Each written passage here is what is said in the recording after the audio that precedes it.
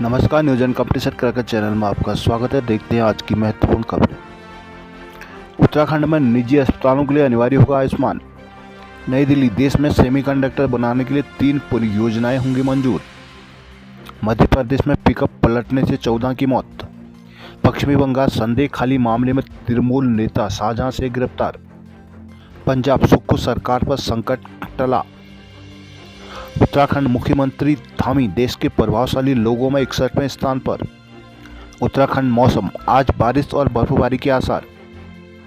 हल्द्वानी हिंसा का आखिरी मोस्ट वांटेड मोहित भी गिरफ्तार। नई दिल्ली, ट्रायल या हाईकोर्ट की रोक स्वतः समाप्त नहीं होगी। हटाए गए उपनल कर्मियों को दोबारा मिलेगी नियुक्ति। रुद्रप्रयाग की पूर्व जिला पंचायत अध्यक्ष लक्ष्मी से 3.5 घंटे की ईडी ने पूछताछ। हरिद्वार में आरओ परीक्षा के प्रारंभिक परीक्षा का परिणाम घोषित। यशपाल आर्या और प्रीतम लोकसभा चुनाव लड़ने के इच्छुक नहीं। देहरादून, हंगामे के बीच उत्तराखंड का बजट पारित। कानून व्यवस्था के मुद्दे पर विपक्ष का वॉकआउट।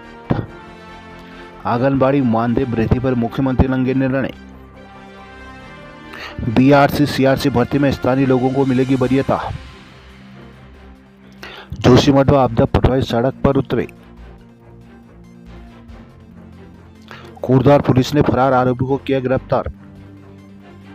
उत्तरकाशी में पत्नी की हत्या के दोषी को आजीवन कारावास। चमोली में उद्योग मित्रों की समस्याओं पर मंथन।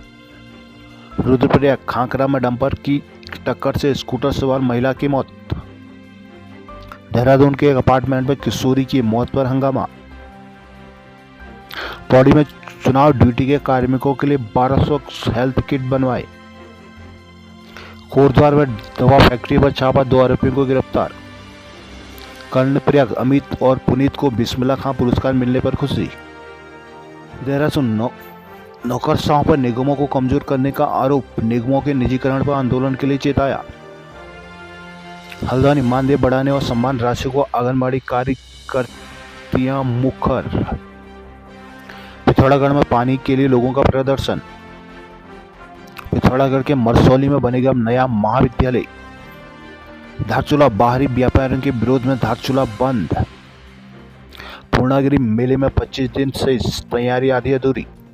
स्वास्थ्य मंत्री डॉक्टर धन सिंह रावत ने कहा है कि उत्तराखंड में संचालित सभी निजी अस्पतालों को आयुष्मान और गोल्डन कार्ड की स्वीकृति करना होगा। सरकार के बड़े अस्पतालों के साथ इस को लेकर वार्ता हो चुकी है, जल्द शासनादेश जारी कर दिया। प्रश्नकाल के दौरान गुरुवार को कांग्रेस विधायक ममता राकेश के सवाल के जवाब में स्वास्थ्य मंत्री ने कहा कि उत्तराखंड में अभी तक लगभग 1500 से अधिक अस्पताल आयुष्मान से जुड़े हुए हैं। बड़े अस्पतालों की योजना से नहीं जोड़ने के सवाल पर स्वास्थ्य मंत्री ने कहा कि उन्होंने सभी अस्पतालों से कह दिया कि यदि उन्हें राज्य में अपनी सेवाएं देनी है तो आयुष्मान और गोल्डन कार्ड को स्वीकार करना ही होगा।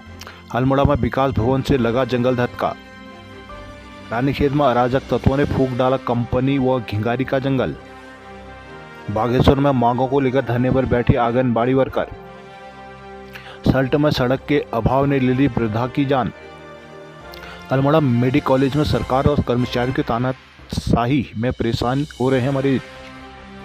मुख्यमंत्री धामी देश के 100 ताकतवर और प्रभावशाली भारतीयों की सूची में 61वें स्थान पर है। अपने सख्त फैसलों को लेकर उनके रैंक में बड़ा सुधार हुआ। एक राष्ट्रीय मीडिया हाउस ने देश के 100 ताकतवर भारतीयों की सूची IE 2024 जारी किया। इसमें प्रधानमंत्री नरेंद्र मोदी सबसे पहले, दूसरे स्थान पर गृह मंत्री अमित शाह और इसके अलावा RSS प्रमुख मोहन भागवत, सुप्रीम कोर्ट के चीफ जस्टिस वाई चंद्रचूड़, विदेश मंत्री एस जयशंकर, यूपी की CM योगी आदित्यनाथ तीसरे, चौथे, पांचवें और छठे स्थान पर है। केंद्रीय रक्षा मंत्री राजनाथ सिंह और निर्मला सीतारमण, 5वां राष्ट्रीय अध्यक्ष JP नड्डा और प्रमुख उद्योगपति गौतम अडानी टॉप 10 की सूची में है। काशीपुर में चाकू से वार कर युवक की हत्या, साथी गंभीर। उपनल के जरिए विभिन्न विभागों में आउटसोर्स आधार पर नियुक्त कर्मचारियों को बिना किसी गंभीर कारण के नहीं हटाया जाएगा। हालांकि कुछ समय में जिन कर्मचारियों की सेवाएं समाप्त की गई उनको दूसरे विभागों में समायोजन किया जाएगा। दूसरे विभागों में समायोजित की जिम्मेदारी संबंधित विभाग की ही होगी। यह व्यवस्था तत्काल प्रभाव से लागू होगी। सैनिक कल्याण सचिव दीपेंद्र कुमार चौधरी ने इसके आदेश जारी कर दिए हैं।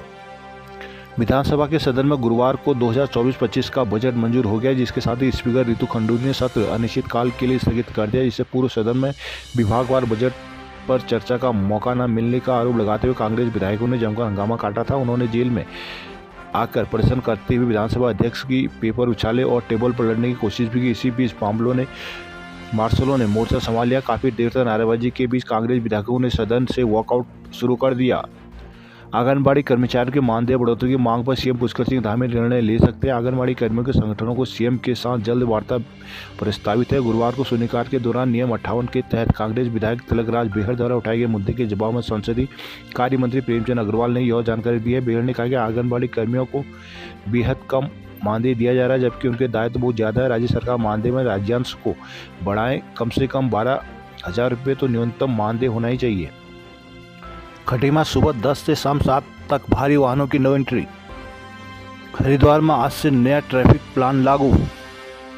फाल्गुनी कांवड़ मेला और महाशिवरात्रि के लिए पुलिस ने यातायात प्लान जारी किया है। एसएसपी क्राइम और यातायात पंकज गरुला ने बताया कि 1 से 8 मार्च से हरिद्वार में कांवड़ यात्रियों के चलते भीड़ का दबाव ज़्यादा रहेगा। यातायात सुचारू रखने के लिए यातायात प्लान लागू किया जाएगा। यातायात प्लान के अनुसार दिल्ली, मेरठ, मुजफ्फरनगर से स्नान के लिए आने वाले वाहन नारसन, मैंगलोर से कोर कॉलेज, शंकराचार्य चौक होते हुए अलकनंदा, दीनदयाल, पंत दीप और चमकादड़ टापू पार्किंग में खड़े किए जाएंगे। दबाव बढ़ने पर इन वाहनों को सिंहदार से देवरक्षक राह की तरफ डाइवर्ट कर बैरागी कैंप पार्किंग भेजा जाएगा। पंजाब और हरियाणा से स्नान के लिए आने वाले श्रद्धालुओं के वाहन भगवानपुर, सालियर, बिछौली चौक होते हुए नागला, इमरती और कॉलेज, बहाराबाद बाईपास की होकर हरिद्वार पहुंचेंगे। उन्हें भी अलकनंदा, दीनदयाल, पंतदीप और चमकादड़ टापू पार्किंग में पार्क कराया जाएगा। निजामाबाद की ओर से आने वाले छोटे वाहनों को अलकनंदा, दीनदयाल, पंतदीप और चमकादड़ टापू पार्किंग और बड़े वाहनों को 4.2 से डाइवर्ट कर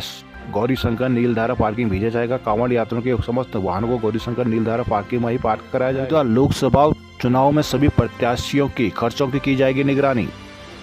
हरिद्वार आगामी लोकसभा निर्वाचन विभिन्न मदों में किए जाने वाले व्ययों की मानक दर निर्धारित करने के राजनीतिक दलों के प्रतिनिधियों के साथ जिला प्रशासन की जिला कार्यालय सभागार में बैठक आयोजित की गई। निर्वाचन के दौरान उपयोग होने वाले विभिन्न सामग्री आदि की व्यय दरों का वापस आपसी सहमति से निर्धारण किया जाएगा। एडीएम विनोद चंद्र नेगी ने बताया कि लोकसभा सामान्य निर्वाचन के लिए आयोग की ओर से प्रत्येक उम्मीदवार के लिए अधिकतम व्यय सीमा 95 लाख रुपए निर्धारित की गई है। जिला निर्वाचन अधिकारी की तरफ से प्रत्येक उम्मीदवार के खर्चे के मॉनिटरिंग की व्यवस्था की जाएगी और निर्धारित की गई लिस्ट रेट के अनुसार चुनावी सभा और कार्यक्रमों में काम आने वाले सामान की कीमत को नियमानुसार उम्मीदवार तथा पार्टी के खाते में जोड़ा जाएगा। उन्होंने सभी दलों के प्रतिनिधियों से कहा कि प्रत्याशी नामांकन से पूर्व अपना अलग खाता खुलवा लें और निर्वाचन से संबंधित जो भी व्यय होगा उसी खाते से करना होगा। उन्होंने बताया कि किसी भी मद में 10,000 रुपये से ज़्यादा का नकद भुगतान नहीं किया जाएगा। उन्होंने कहा कि निर्वाचन व्यय रजिस्टर का 3 भाग मिलान किया जाएगा, इसलिए निर्वाचन व्यय रजिस्टर को प्रतिदिन अपडेट करते रहें। जनसभा पर खर्च होने वाली धनराशि की अनुमानित लागत भी बतानी होगी। बैठक में मुख्य कोषाधिकारी रोमिल चौधरी, आरटीओ